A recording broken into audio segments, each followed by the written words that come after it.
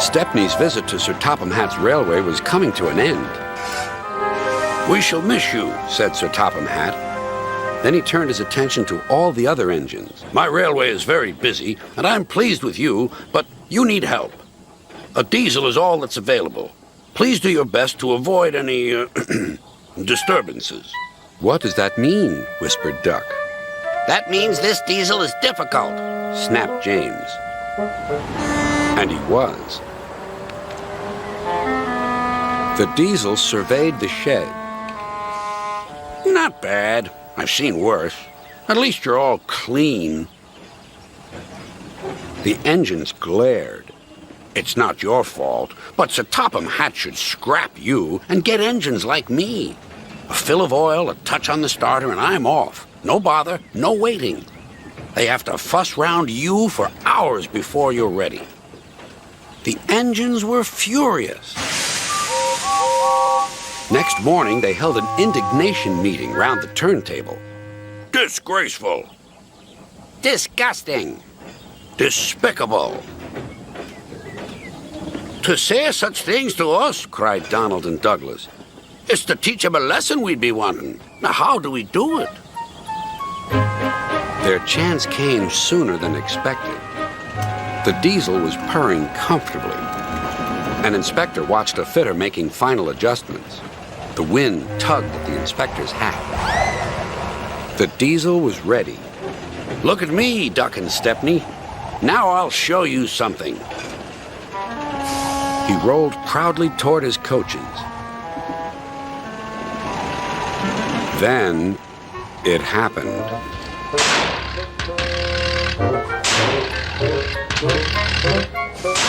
Shaking and spluttering, the diesel stopped. Meanwhile, the inspector was looking for his hat.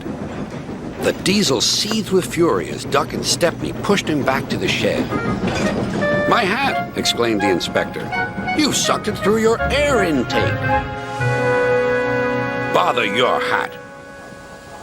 The heavy train's due out. You'll have to take it, Duck. Stepney, will you help, please?" "Thank you, sir," cried Stepney. "I'd like a good long run on my last day." The engines were soon ready. "Gordon will take over from halfway, so get the train to there. Good luck." "Don't worry," smiled Stepney. "We'll get there, and be early, too."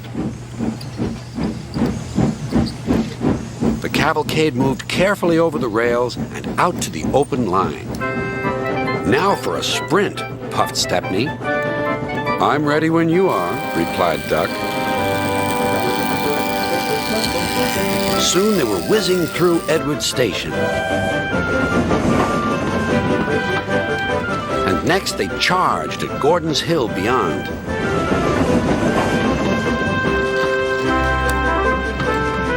They felt the drag of the heavy coaches here. It was hard work.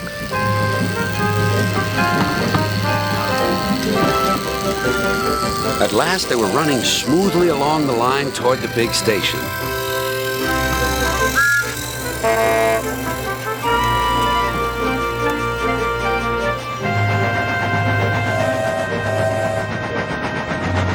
"Hello, you're early," said Gordon. "That's one in the headlamp for old Diesel." James says he's sick as boiler sludge and sulking in the shed. "Serves him right for saying we're out of date." And Gordon chortled away. Next day, everyone came to say goodbye to Stepney. "Come back and see us soon," whistled the engines. "And you are always welcome on my Bluebell Railway, too," replied Stepney. Then he puffed away.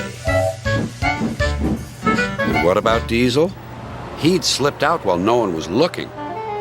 But he left two things behind: a rather nasty smell and a battered bowler hat.